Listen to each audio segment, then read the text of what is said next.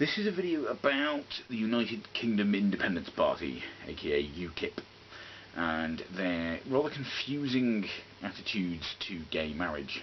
Now, you may well have heard in the news recently, if I just look at the BBC article here, UKIP suspends councillor who blamed flooding on gay marriage. If you just have a bit of a read of the article. In a letter to his local paper, David Sylvester said he had warned the PM the legislation would result in disaster. He said David Cameron had acted arrogantly against the gospel. So basically this guy thinks that the recent flooding we've had has been a result of the government legalising gay marriage. Now, if you're non-religious like I am, you're obviously going to agree that's a complete and total load of horseshit. To be honest, even if you are religious, I'm pretty sure God said after the Great Flood He would never flood the earth again. So even if you are religious, even if you are a Christian, it's still a load of horseshit, whichever way you look at it.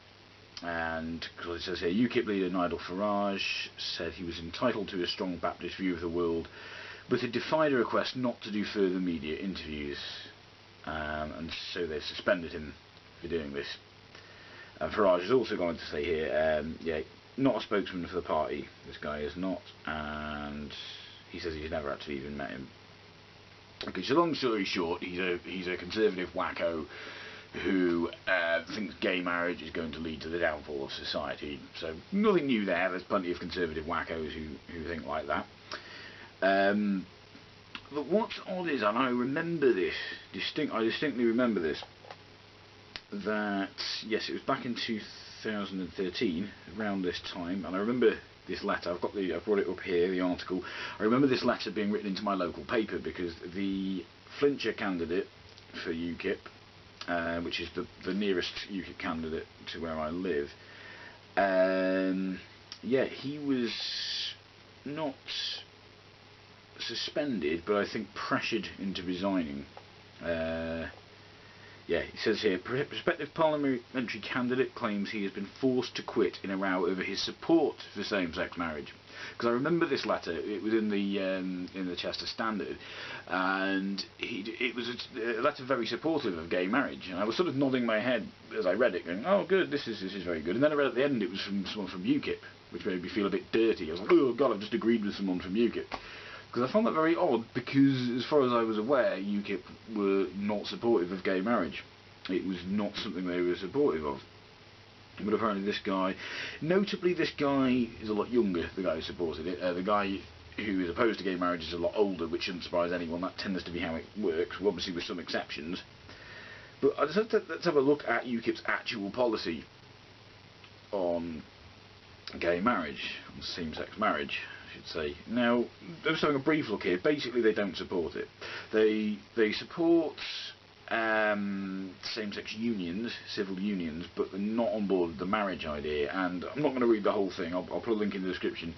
Their whole reason is basically a big slippery slope fallacy. They think although the current legislation is not forcing churches or any kind of religious institutions to marry same-sex couples if they don't want to, they reckon that eventually that's what it will lead to.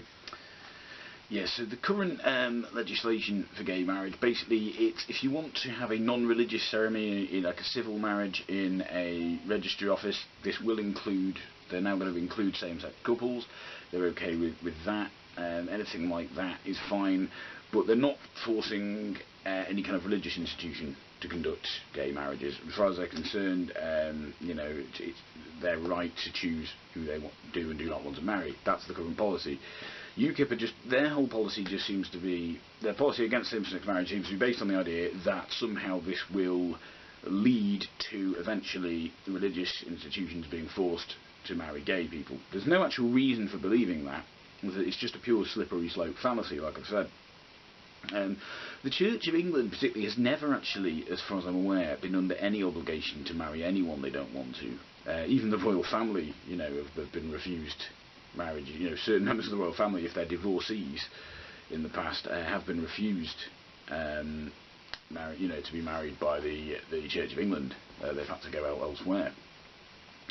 So this is just very odd. It's a very odd clusterfuck of different views here. UKIP will force people to resign if they support same-sex marriage. They'll also suspend people if they're against it. Although I think that may be because his reasons for being against it were incredibly wacko, and I think UKIP don't need to look any more wacko than they already are.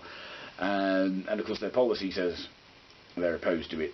So yeah, what a very strange clusterfuck of different views, policies and attitudes we have there. But should that really surprise us? Should we really expect consistency from a party like UKIP? Anyway, let me know what you think. Goodbye.